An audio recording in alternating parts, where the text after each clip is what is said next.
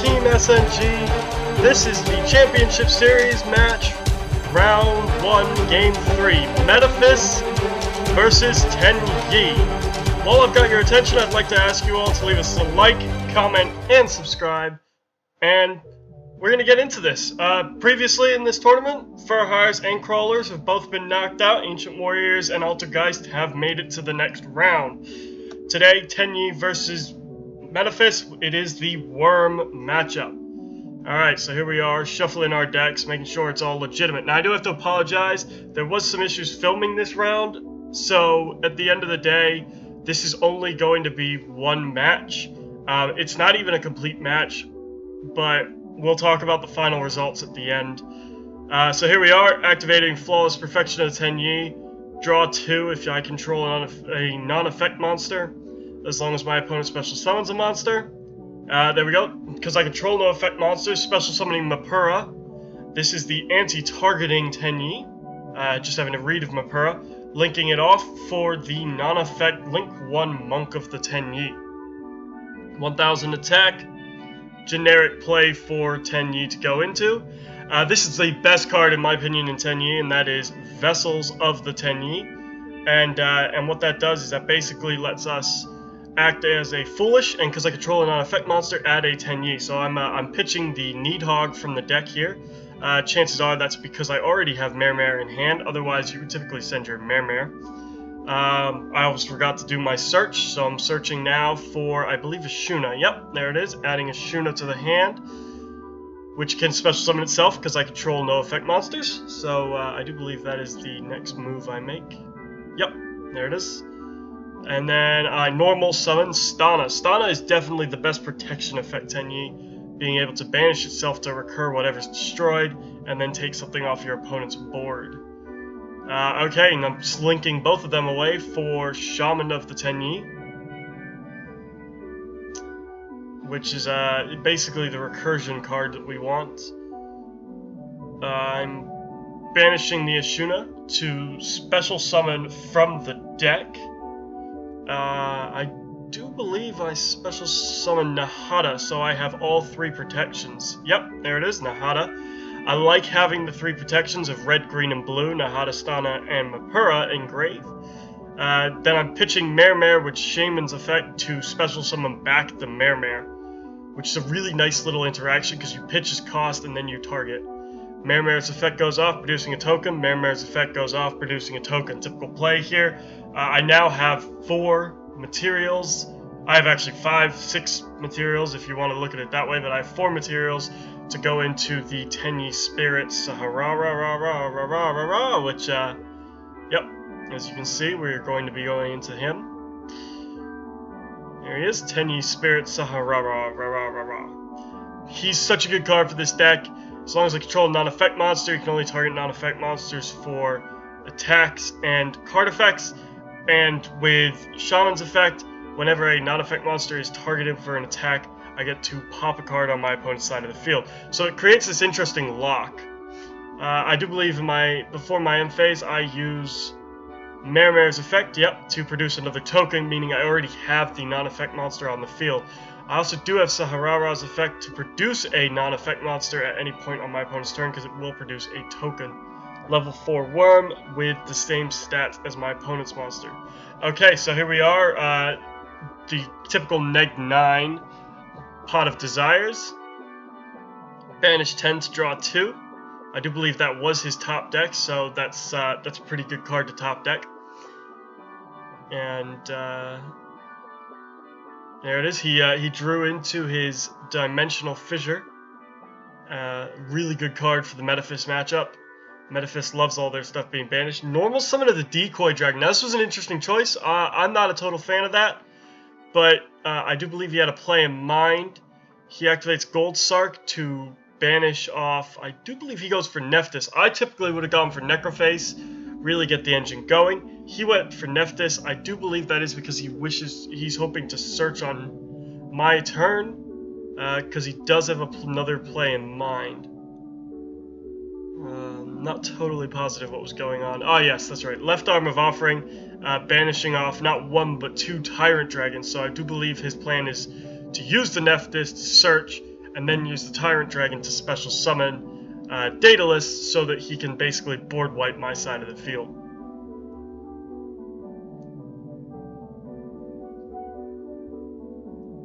A little bit of thinking going on here. Not quite sure how the combo's gonna work. I'm trying to figure it out myself, I do believe.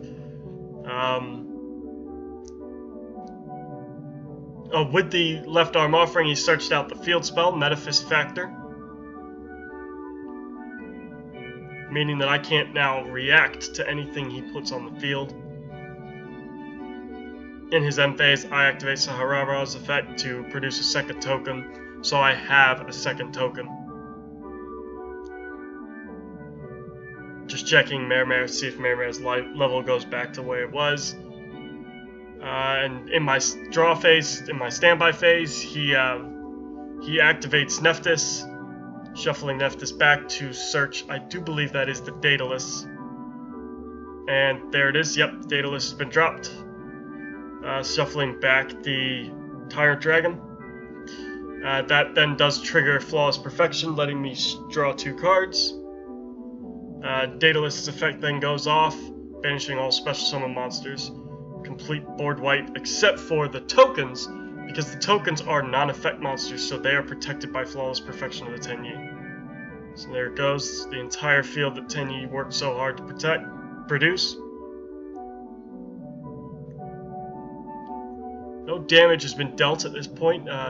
This is the nice sort of back and forth this deck has, this matchup has with each other. These two decks really do a very good job of interacting without battling. Okay, so special summon Mapura because I controlled no effect monsters, link it off for the Monk of the Tenyi. At this point, I do believe I'm trying to figure out, do I want to go with Master Draco of the Tenyi, the Link 3, that will let me take stuff off his board, or do I want to go for Berserker of the Tenyi, the Link 3, normal non-effect monster, because it is then protected by Flawless Perfection. I do believe I go for the Berserker. Just checking my grave again, because Draco Masters would be based on the non-effect monsters in there. There's only one, so I do believe I find myself going for the Berserker, yeah. I attack Daedalus with the Berserker. We're just having a bit of a read. I do believe he chooses to activate Decoy Dragon's effect. Just having a read of that. Yep, activates Decoy to produce Tyrant. I still go in and attack the Daedalus. Right. Yep. So the Daedalus is destroyed. First damage dealt, 400 life points. And I think I end up sitting on this because I really don't have a whole lot I can do. Alright, and so during his standby phase, he shuffles back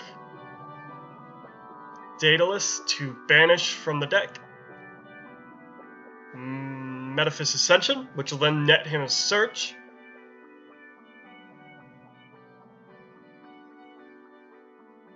And I do believe he searches for Ragnarok. Yep, there it is.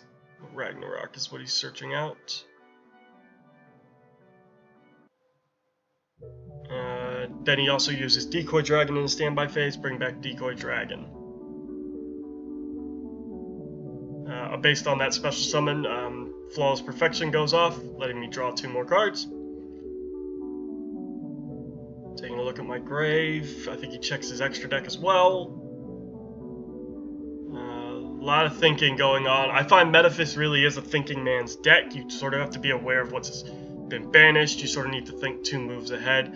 I do say this in the Metaphys profile. Do check out the Metaphys deck profile. It is linked in the description below. Tenyi's as well, also linked in the description below.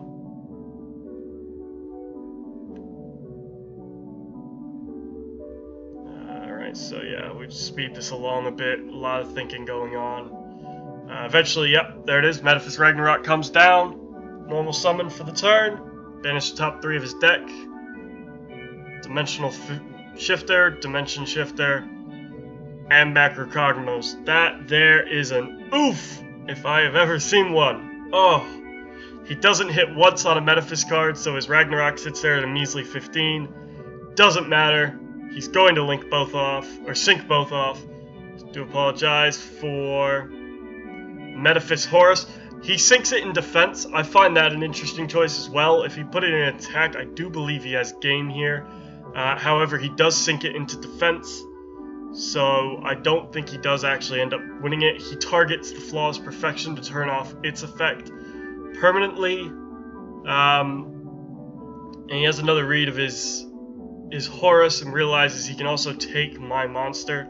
So he takes Berserker of the Tenyi, and here would have been game if he had Horus in attack, because he could have attacked with Horus, Berserker, and with Tyrant Dragon. However, he didn't have Horus in attack, so he only manages to whittle me down to 2100.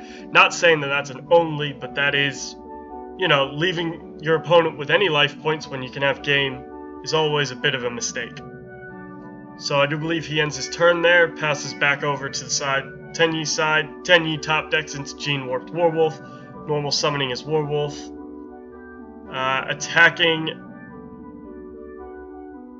activating Vishuddha, deciding what to bounce back to hand. I do believe I end up bouncing the Tyrant Dragon because I don't want it banished, in case he's got any Metaphys monsters in the in his hand that he could special summon with it. So Tyrant bounces back to hand.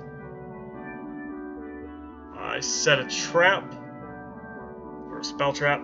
Gene Warped Warwolf will attack into the Masters of Perfection, or Berserker, sorry, and will use Nahata to lower Berserker's attack down to 1500, dealing another 400 to Tenyi, or to Metaphys. Having a check of that back row. At this point, we realize the Decoy Dragon shouldn't have been banished because it would have gone to extra deck when it was used as synchro material, meaning it would never have hit the grave, meaning Dimension Shifter would never, or Dimensional Fissure would never have banished it. So he doesn't get his monster back. He turns his Horus back into attack position. And he normal summons, I do believe he had a Ragnarok in hand, but he normal summons his Tyrant Dragon. I do believe he declares attack with Horus at this point onto Gene Warped Warwolf. I'm just having a read of Stana to figure out if Gene Warped Warwolf is banished. Does Stana still go off? We determined that it did. Stana's effect brings back the Gene Warped Warwolf and pops the Tyrant Dragon, meaning that Gene Warped Warwolf manages to survive another turn.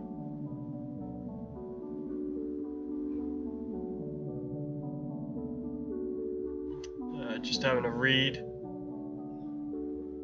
I think he passes back over to me.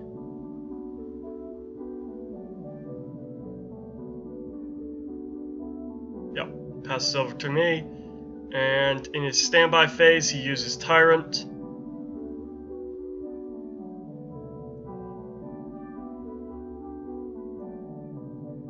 To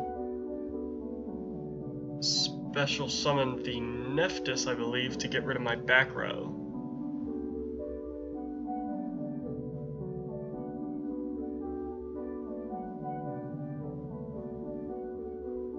So, yep, that's that. He gets rid of the back row. Now, unfortunately, this is where the recording drops out. We end up going to round 3 with this, but at the end of the day, the board wipes and the recursion that Metaphys has was just a bit too much for Tenyi. Tenyi does not play well against the big board wipes. They're really good against protecting themselves from targeting and from attacks, but board wiping Tenyi really is a critical thing.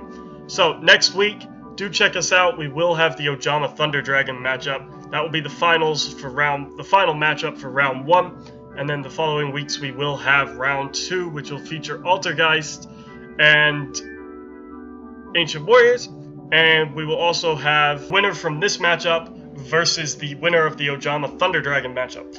Now, if you did like this, I'd like to ask you to leave us a like, comment, and subscribe. Check out the team's Facebook page, link to that's in the description below, and also, while I'm at it, I'll see you guys at the next video.